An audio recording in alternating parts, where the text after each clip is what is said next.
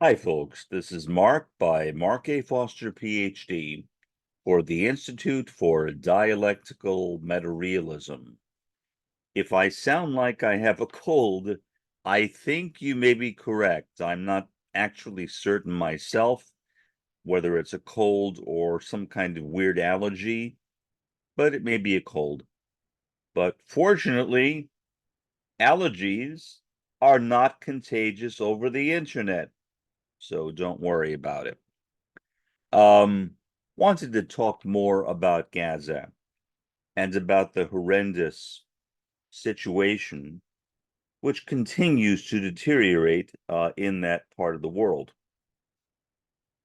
First, an observation, and then I will turn to an article on the CNN website, which I think is quite good in terms of illustrating some of the current problems which are faced by Biden and Netanyahu in trying to resolve this situation. If you can call them problems or simply catastrophes, that's your business. The only thing, in my opinion, which will ultimately resolve the problems with Gaza, and for that matter, the problems taking place between Israel and Iran, Israel and Lebanon, and so forth. The only thing which will resolve them, in my opinion, will be Biden's renunciation. I guess that's the best word for it, of his Zionism. Is that going to happen? No. I think that's a pretty clear prediction. Pretty clear. Biden is not going to renounce his Zionism. If he did, then his decisions would be entirely different than what they have been thus far. And so, in my view, this entire situation needs to be viewed through the lens of Joe Biden's Zionism. Because it is Joe Biden's Zionism which has allowed this war to take place from the beginning. If Joe Biden were not as strong of a Zionist as he claims to be, then he would have reprimanded Israel. He would have set up a very clear red line or red lines. He would have established certain conditions that Netanyahu would be required to follow or risk losing U.S. aid. Well, let me change that. Not risk, but lose U.S. aid. That includes both military aid and financial aid. But in this kind of topsy-turvy world that we live in, I am not very optimistic that that's going to happen. And so my expectation, and there's nobody who wishes I am wrong more than me. I'm sure there are people who wish I'm wrong as much as I do, but not more than I do. If you've noticed from these podcasts, I've been affected very, very deeply by what's been happening in Gaza. Now, admittedly, not as profoundly as the Gazans. I realize that. I'm sitting here from the comfort of my condo in deep South Texas. I have nothing realistic to worry about. Nothing. I mean, the daily problems, like with the person that I talked about in the last two podcasts. Yeah, Okay, but so what? Those are not problems that will or could mean my death. They are not threats to my life. I will be fine, I think, at least for now. Now, could that change? I guess so. I mean, I guess it could change for all of us. No one knows the future, and the future may bring good or bad things. We have no way of knowing. But again, the one sure thing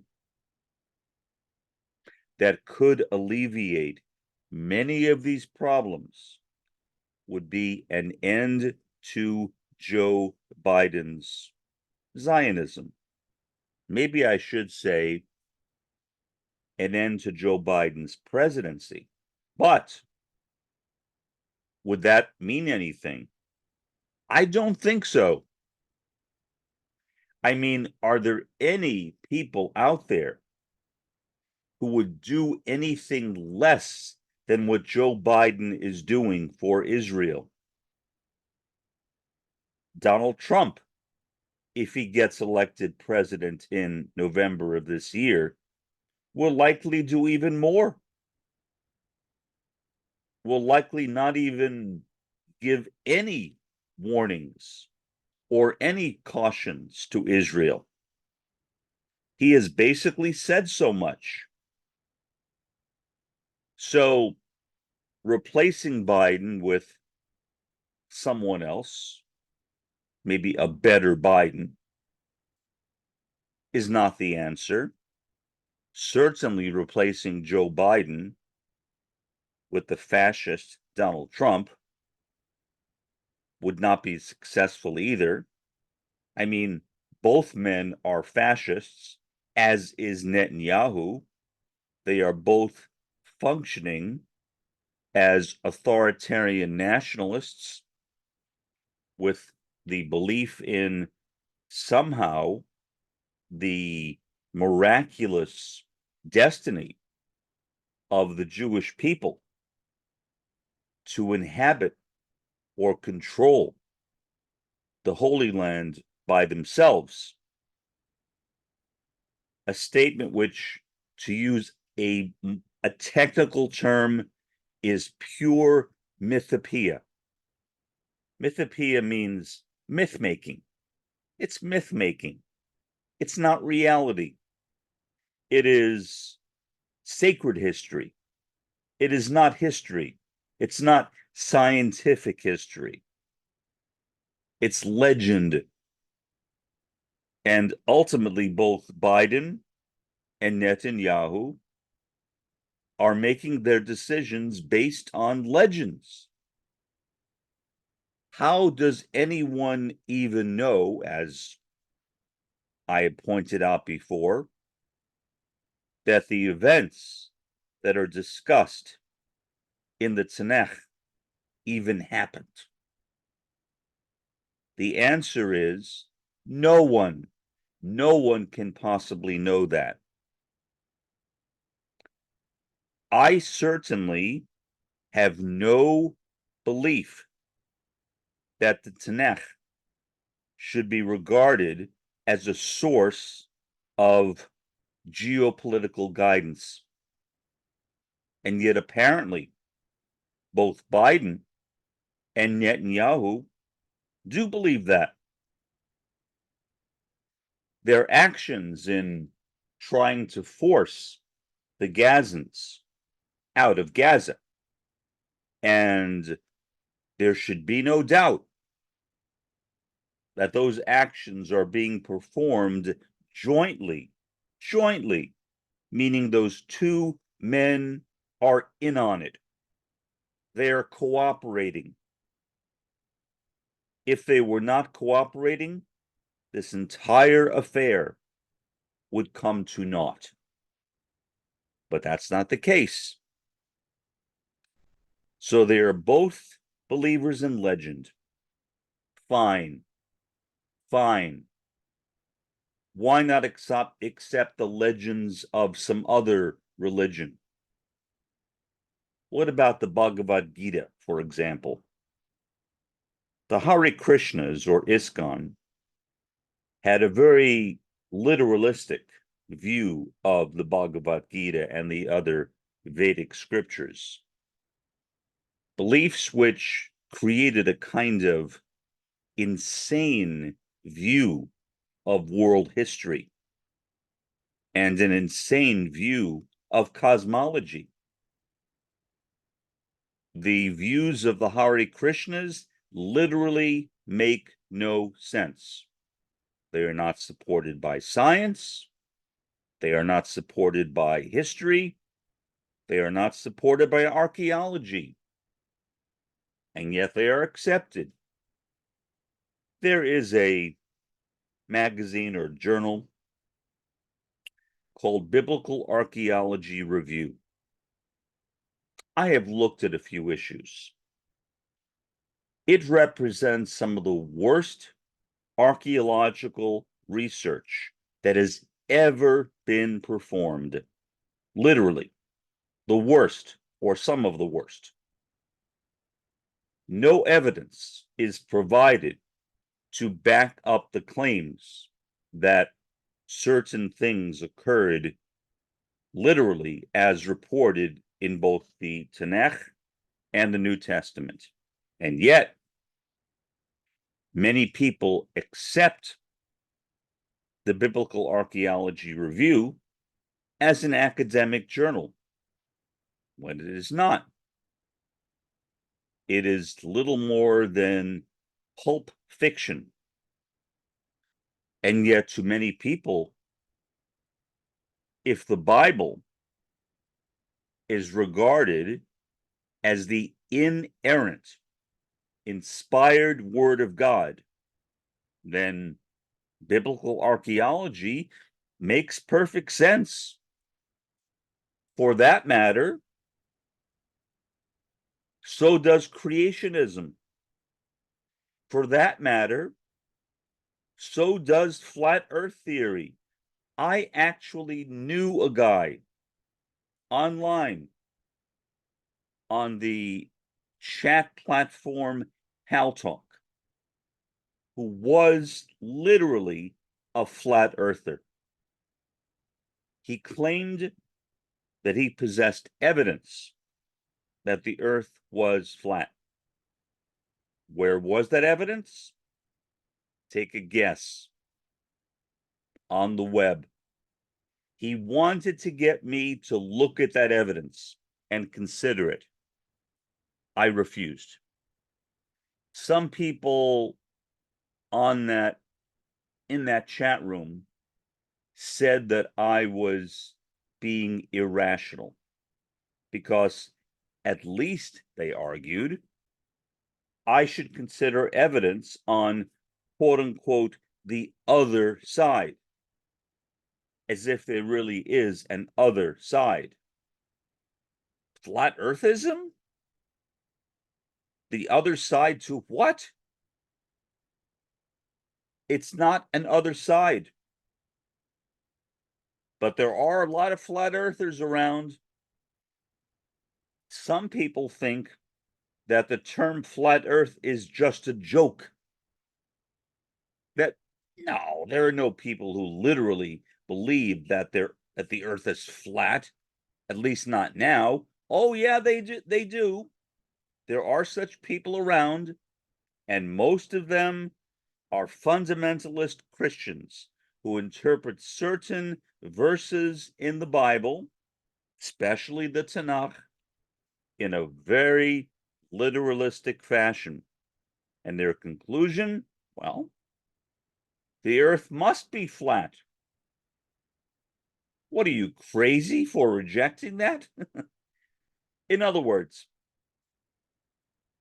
belief in the Bible as a source of reliable information, historical, geological, archaeological, whatever, is a fallacy. It is not. It is simply a collection of legends. You can call it sacred history if you want, but that's all it is.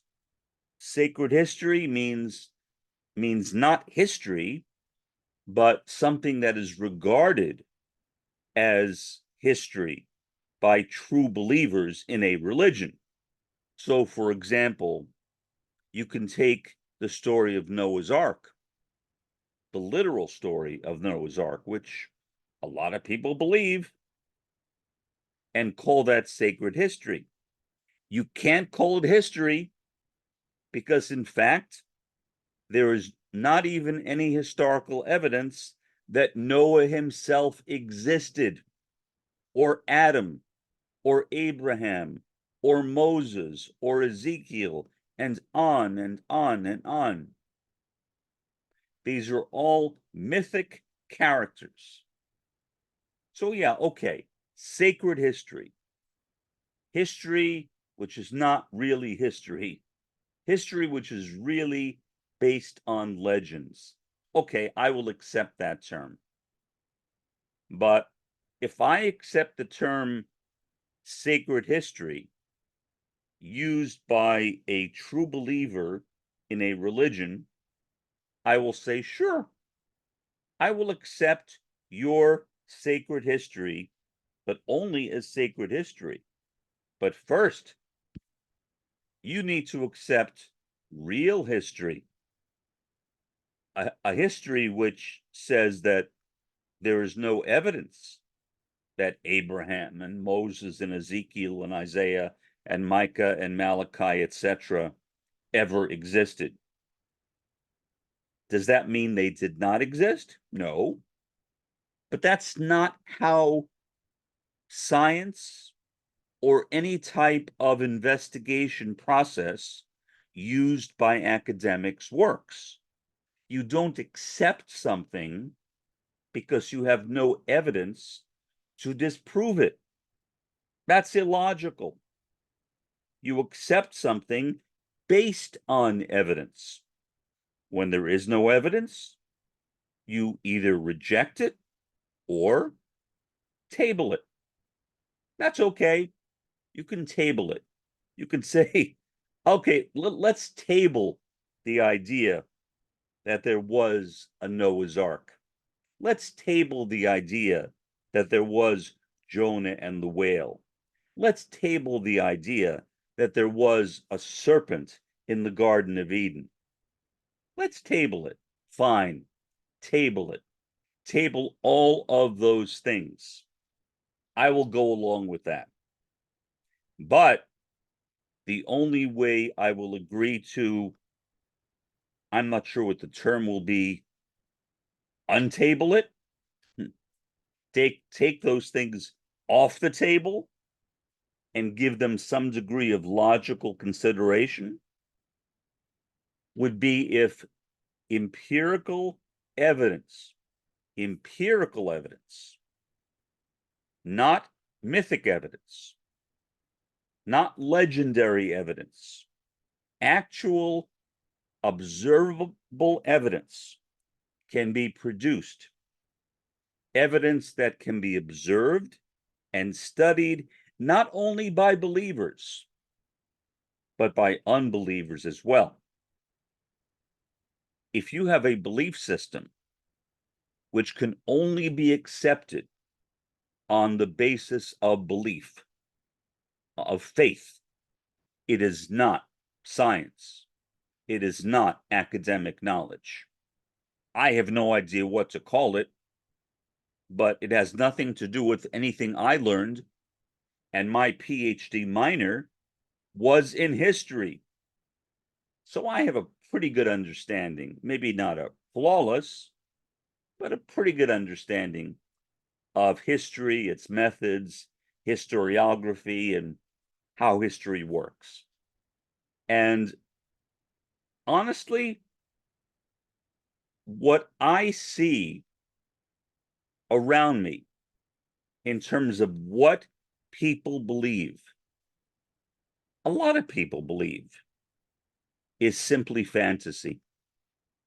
And why? I guess some people enjoy or derive pleasure out of accepting something which cannot be demonstrated as being true. What that pleasure is, I have no idea. It's not the way I think. As an academic, I think in terms of empirical evidence. Without empirical evidence, I am not willing to consider anything, including flat earth theory. And so, despite the objections of all of those naysayers, or maybe yaysayers, who insisted that I should consider flat earth theory and read the supposed evidence that was produced by one of the members of our chat room, evidence that was not published in a peer-reviewed journal, but was simply evidence on someone's website, I will not do it. I will not do it. I will not bend my mind to considering, even considering the possibility that what they are saying may be true. I won't. If you want to call me stubborn, okay, that's fine. Maybe I am stubborn. But the right kind of stubbornness, meaning stubbornness based upon a reliance on the scientific method or on academic methods more broadly, is a good kind of stubbornness. The whole idea of knowledge needs to be re-examined. What do I mean by that? How do we know what we know? That I think is a good question. The answer is that most of the things that people think that they don't know. It's based on pure superstition, mythology, or fabrication. It is simply fantasy. It is simply pseudoscience. Most people really are pseudoscientists. Most people I've met, I know a number of people right now who believe strongly in astrology. They really believe in it. They think that there is convincing evidence that astrology works and is true. The fact that there is not does not seem to be an obstacle. They still accept it. In other words, it is possible for the human mind to believe almost anything.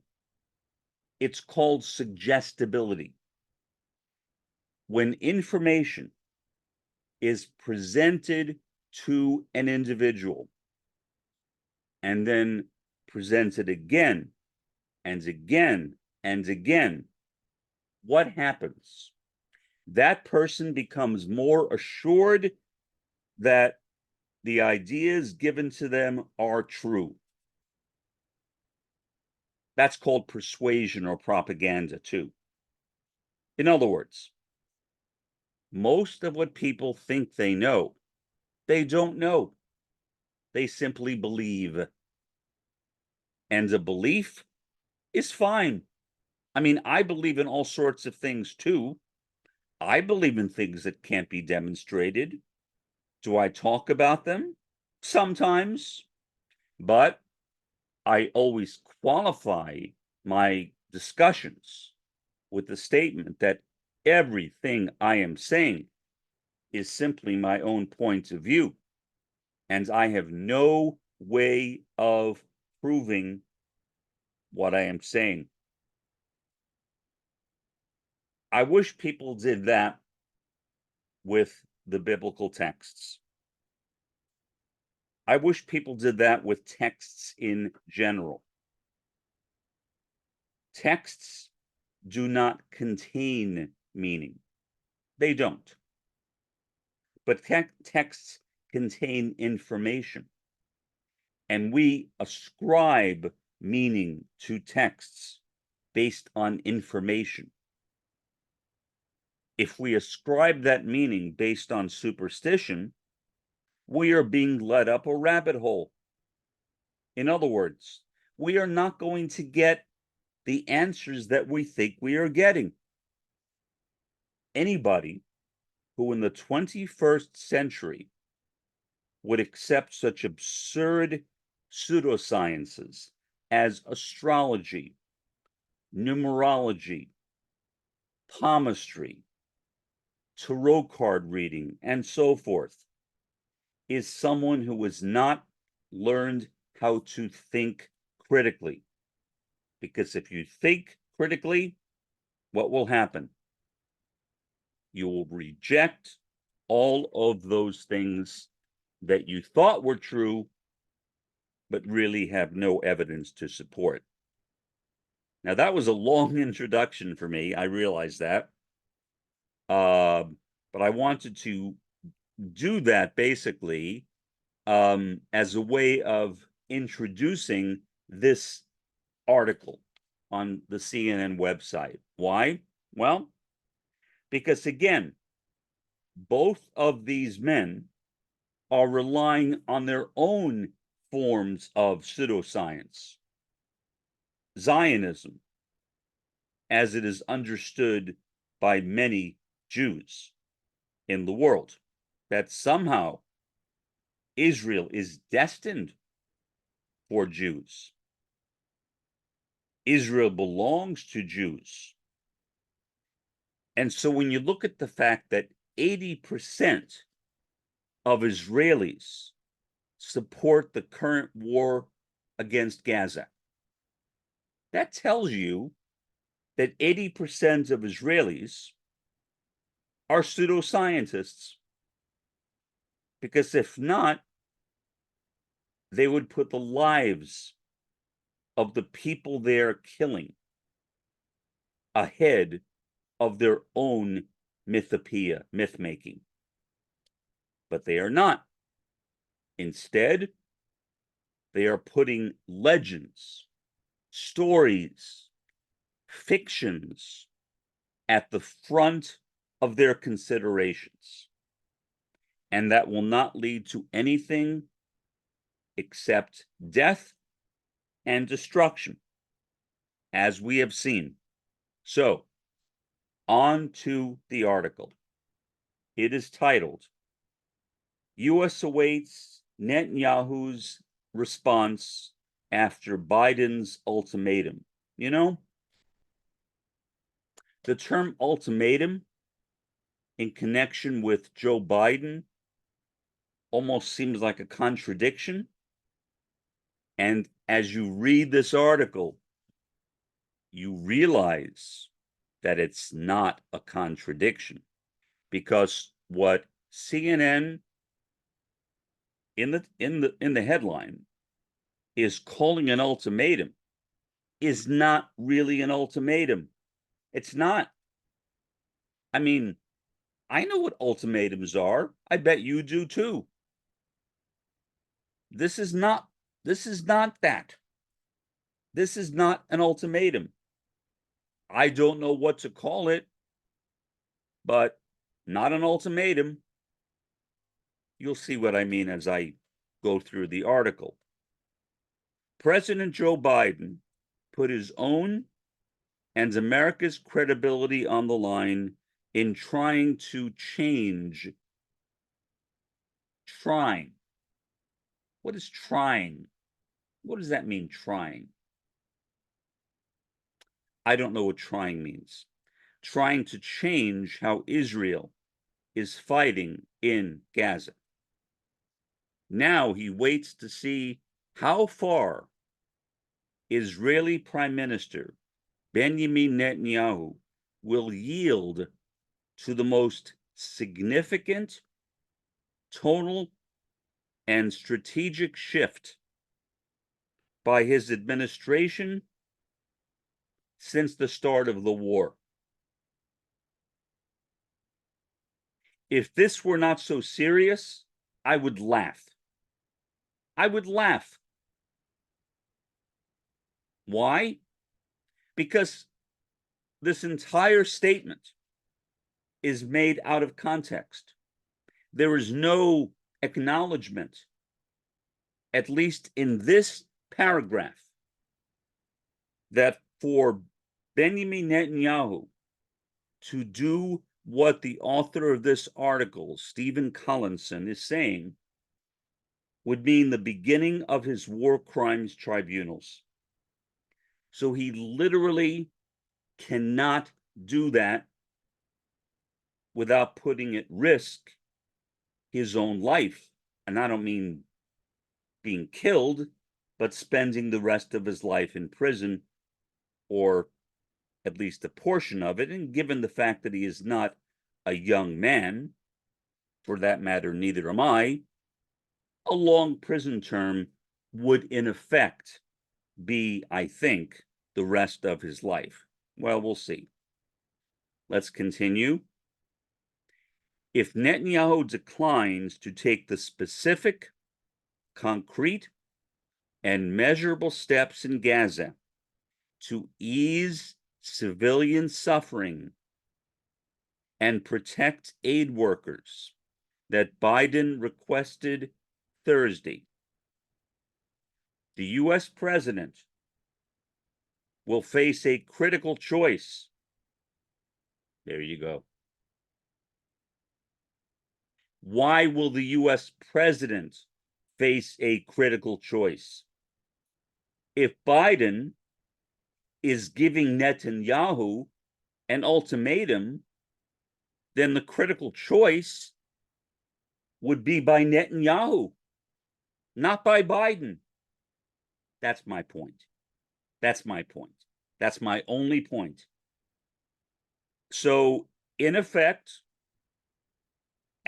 at the very beginning of the article, we see a complete contradiction to the headline of the article, meaning the article cannot and should not be trusted alone.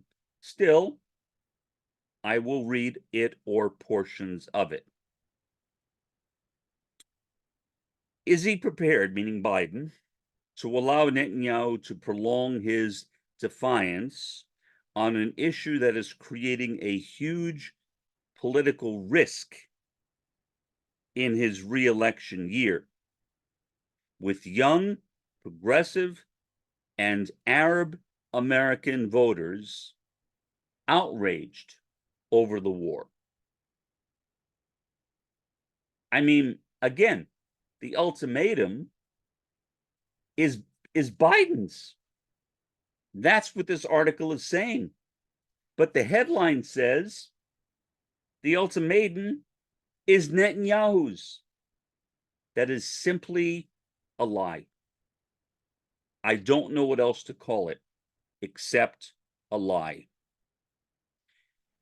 Or will Biden take the momentous step of conditioning the terms of U.S. support for Israel in a war that was triggered by Hamas terror attacks in Israel that killed 1,200 people, in one early sign that Biden's message may be getting through, whatever that means?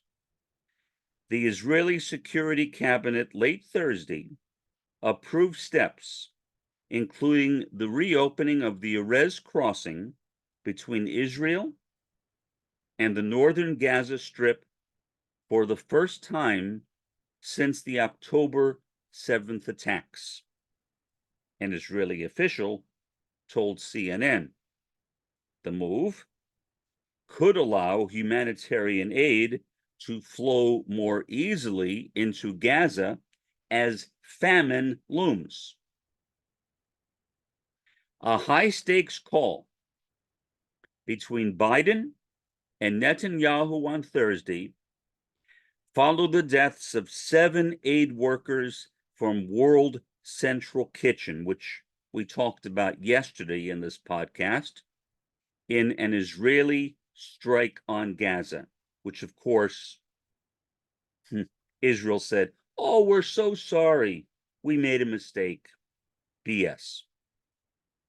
The tragedy appeared to galvanize more outrage than the killing of what the Gaza Health Ministry says are more than 30,000 people in the enclave, where Hamas embeds its forces in civilian areas.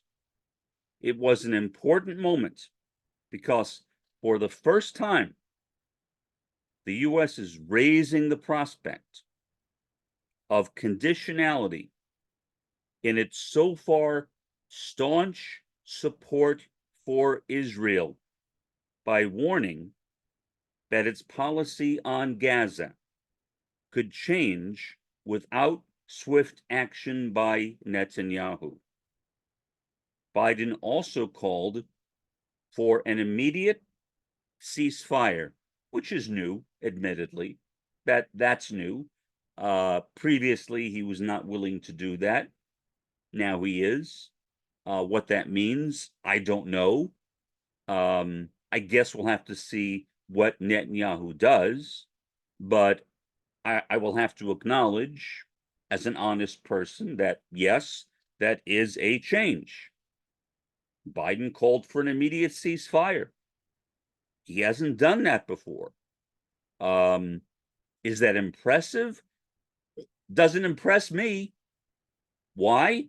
Because nothing has happened yet.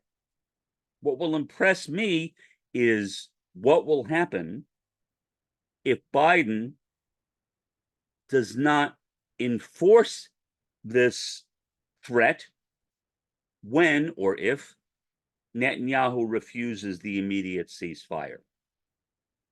That's what I'm waiting for.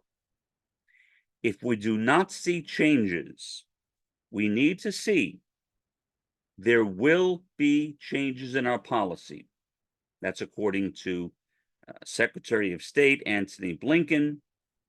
The administration did not lay out how the U.S. stance could change, although prominent Democrats are not speaking openly about imposing limits on how the IDF, the Israeli Defense Forces, can use weapons manufactured in the United States. Among them is Delaware Senator Chris Coons, who is close to the president. I'm so sorry for him. Feel bad for the guy. Obviously, I'm being satirical, but I'm also being serious.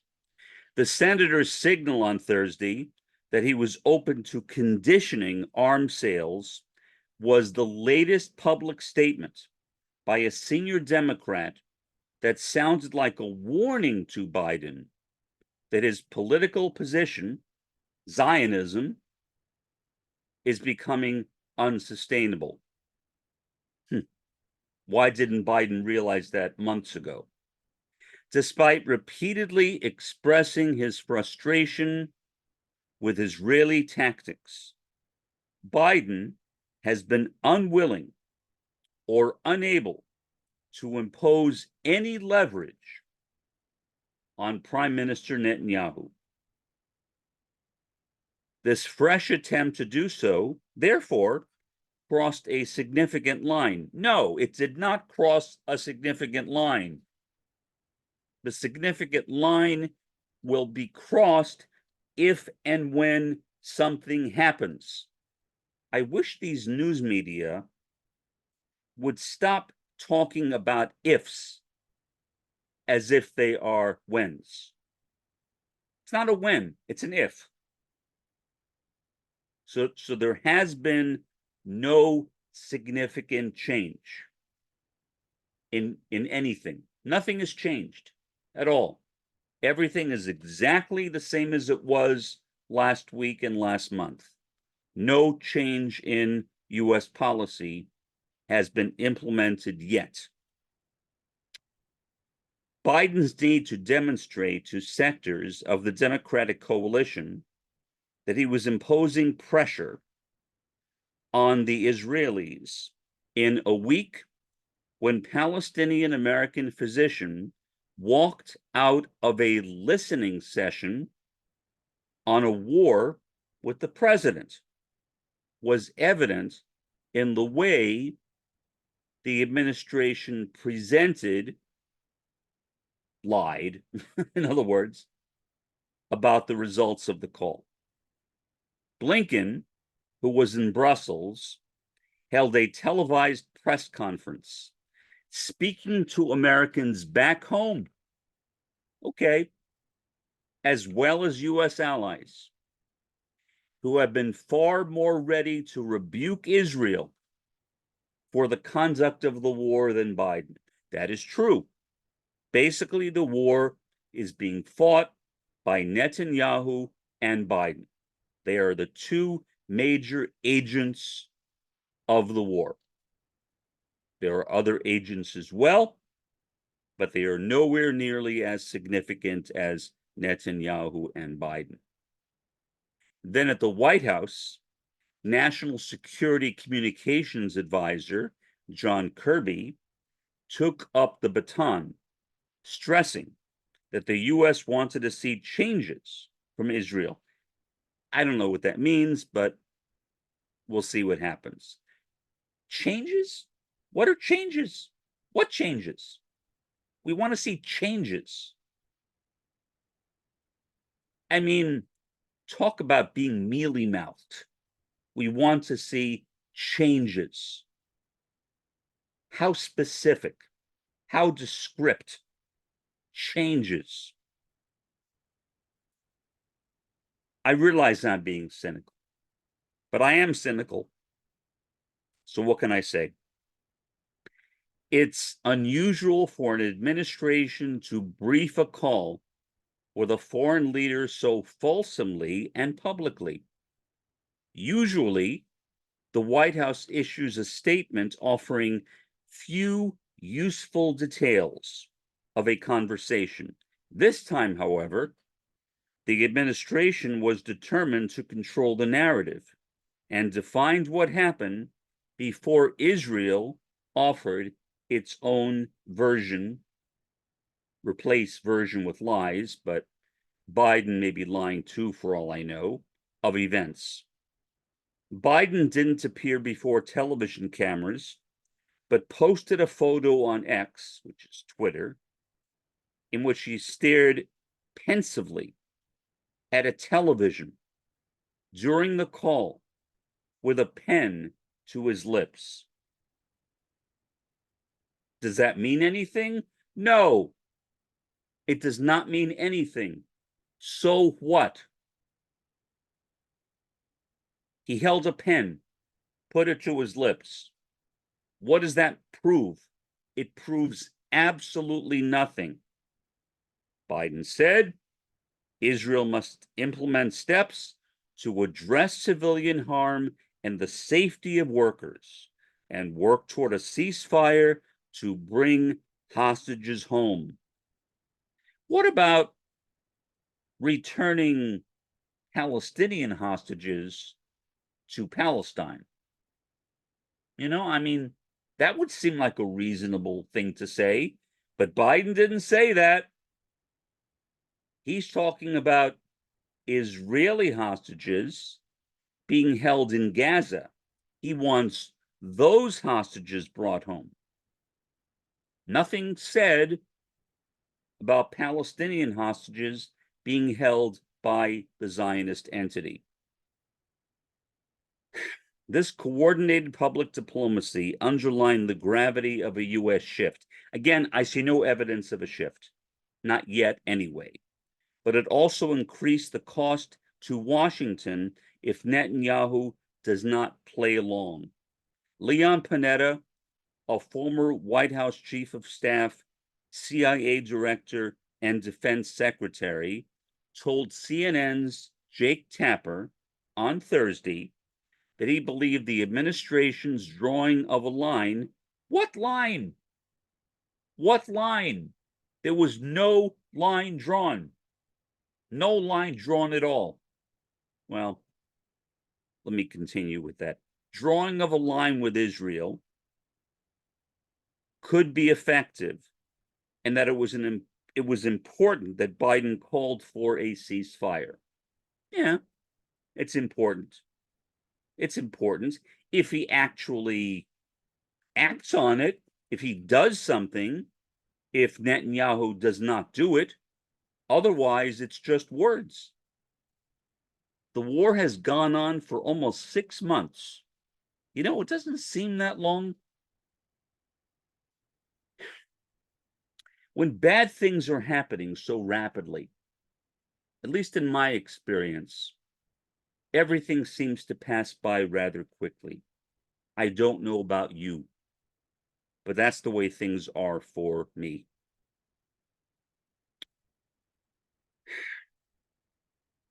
Independent Senator Bernie Sanders, who has been speaking out against Israel's strategy in Gaza, said that taxpayer dollars should not be complicit in allowing Israel to kill innocent people. This is according to Bernie Sanders. The bottom line, we are looking at one of the worst humanitarian disasters that we have seen in a very, very long time. That is true.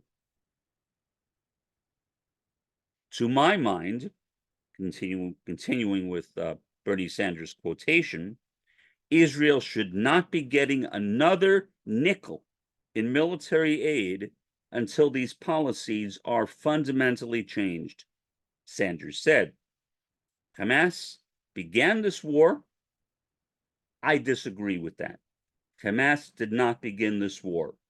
This war was started by Israel. Again, as I said before, Hamas simply conducted a jailbreak. Why? Because innocent civilians are being held in a prison camp named Gaza. So no, Hamas did not start this war. This war was started by the Zionist entity. Netanyahu, who has been in power for much of the last quarter century and is an extraordinary political survivor, I expect that to end now, but we'll see what happens, has a long record of defying U.S. pressure. One reason why dealing with him has been so treacherous for U.S. presidents. There was no immediate response from Netanyahu, who held a cabinet meeting after the call that he used to warn that Israel will defend itself against Iran. So now the conversation switches to Iran?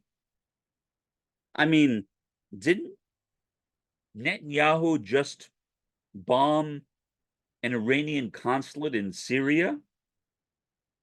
What else is he talking about in terms of defense? I have a lot of things that I could think about, but I will refrain from mentioning them to avoid provoking panic in anybody, including me. The Islamic Republic issued warnings of retaliation after 2 senior Islamic Revolutionary Guard Corps officers were killed in a strike in Damascus that the United States has attributed to Israel. I'm not sure what attributed means. It was an attack conducted by Israel. What's this attribution thing? The Israeli government put its forces on a state of high alert Thursday and suspended leave for combat units.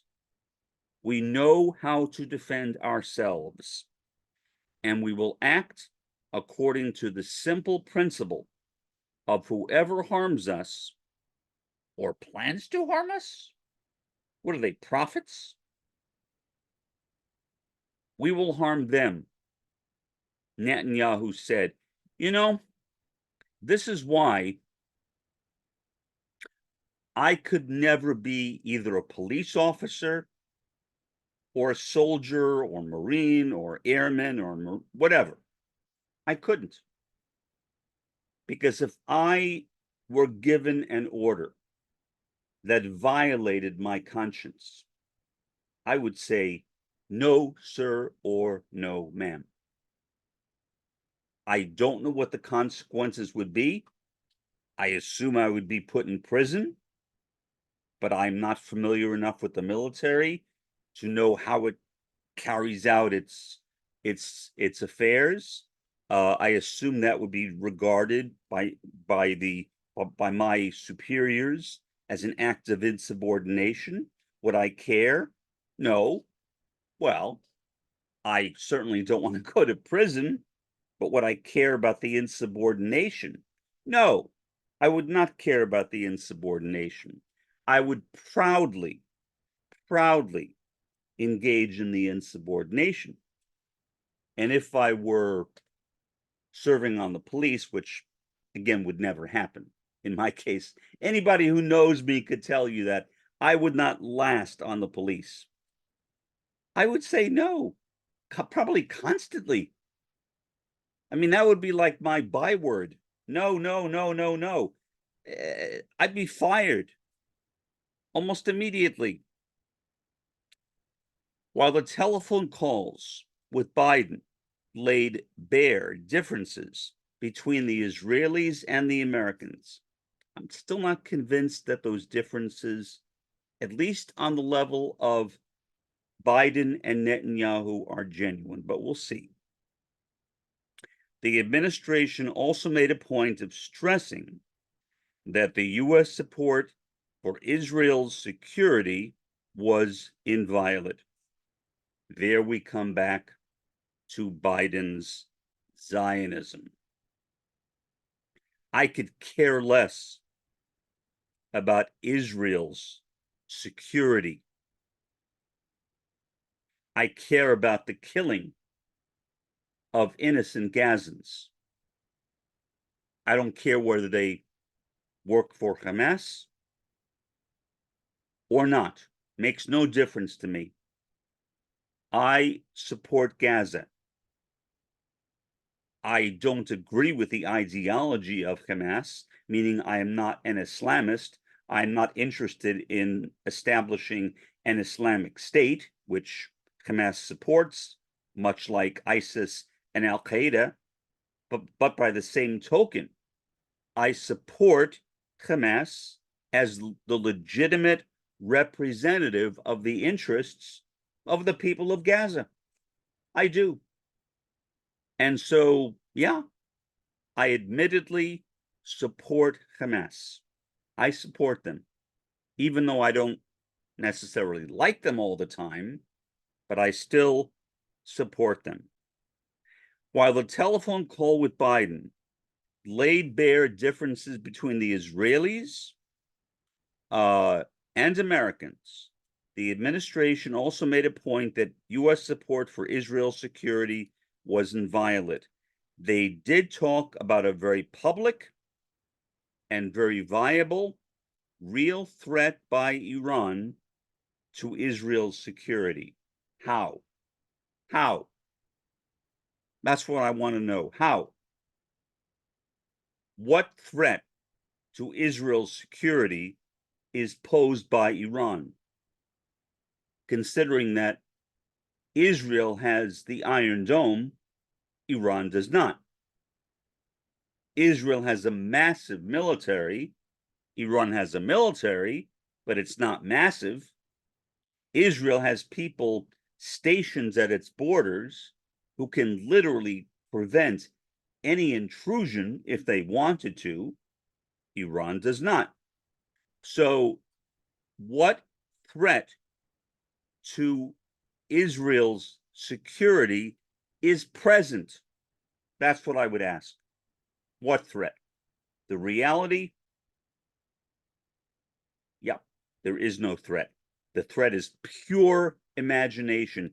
It's like going back to those mythopoeic fairy tales in the Bible that cannot be proven with any degree of certainty. It's like accepting Noah's Ark. In effect, that's what they are doing. They are talking about something which is pure fantasy, and yet at the same time, coding it in a kind of, I guess, certainty where there is no certainty. Tensions have not been rising between the Israeli Prime Minister and Biden because of a personal disconnect. The two are veteran politicians who have known each other for years. Yeah, that's true. So what? Rather, the president's political interests and arguably U.S. national security interests are diverging with those of Netanyahu. Biden has a strong incentive for the war to end. Yeah, he wants to win re-election. That's his strong incentive. Given the political blowback he is facing from within his fragile coalition in key states that will decide the 2024 election this November. Many Washington observers believe that Netanyahu has an incentive to prolong the conflict.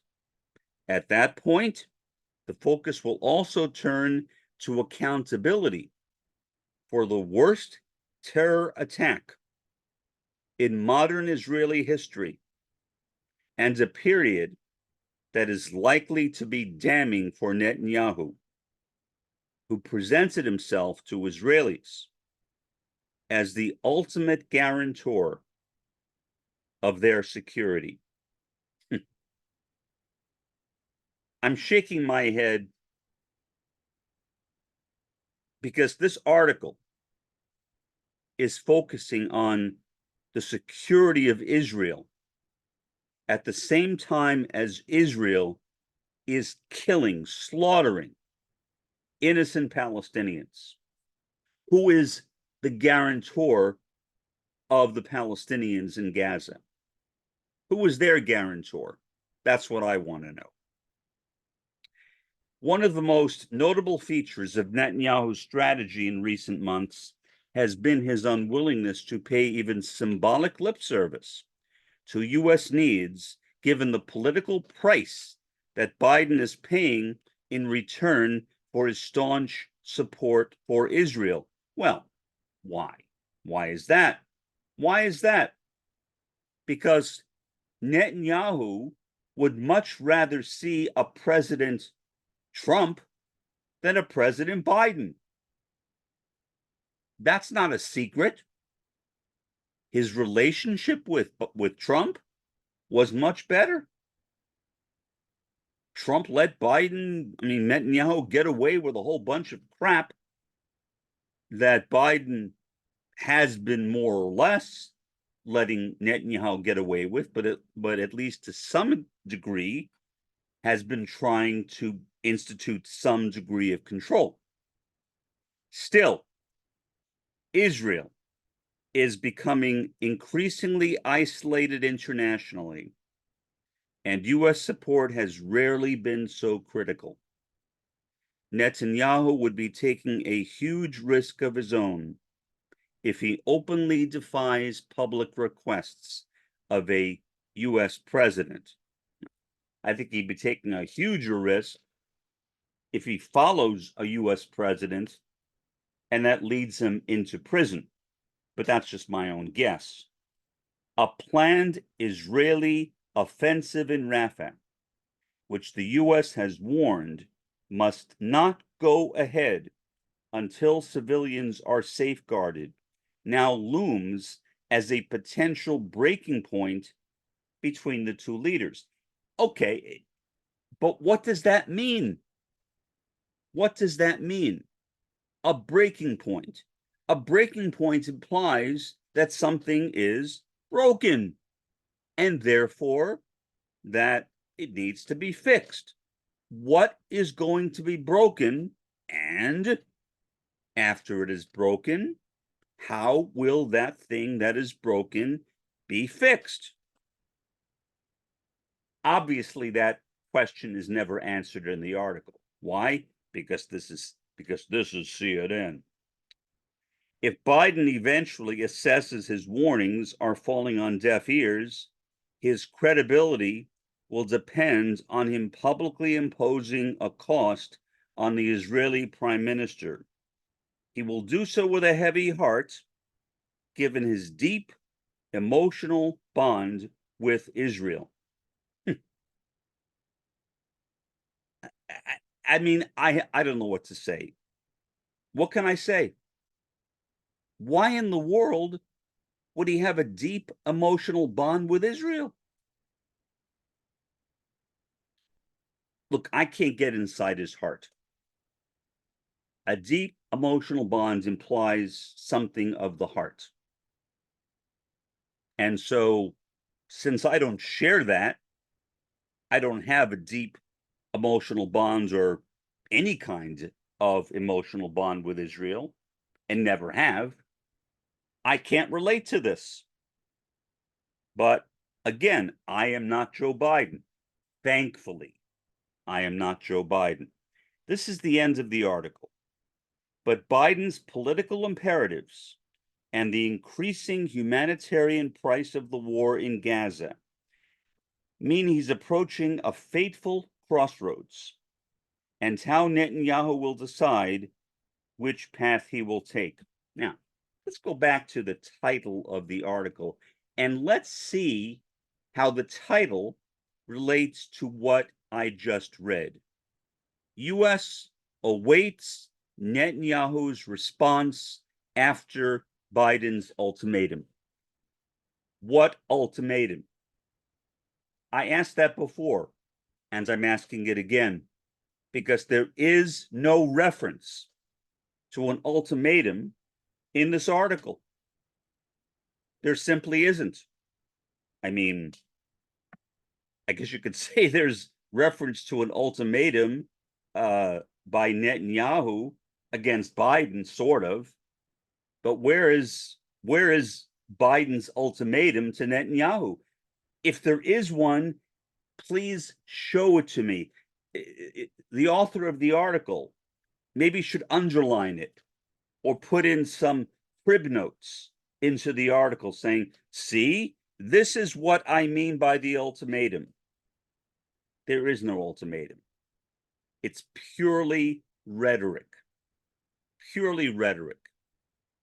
Netanyahu will do whatever Netanyahu wants to do. And even if he disobeys or goes against the wishes of Joe Biden, will Joe Biden stop supporting Israel? What is your answer to that question? My answer is no. Am I wrong? It's possible. I could be wrong. Do I think so? Based upon what has happened so far in this war, I would say no. There is no basis for assuming anything else except that Biden will complain, maybe, will yell, maybe, will write a letter to Netanyahu, maybe. I'm just thinking of possibilities. But will he actually stop sending money and materiel to Israel? No. No, no, no, no, no, no. Again, that statement, close emotional ties, in my opinion, tells it all. Biden is not going to do a damn thing. And thus, I believe, and I say this with the most sorrowful heart imaginable, more and more Gazans will continue to be slaughtered by the IDF. And nothing will happen to change that. For the time being, this has been Mark by Mark A. Foster, Ph.D., for the Institute for Dialectical Meta-Realism. Have a pleasant day and a better day tomorrow.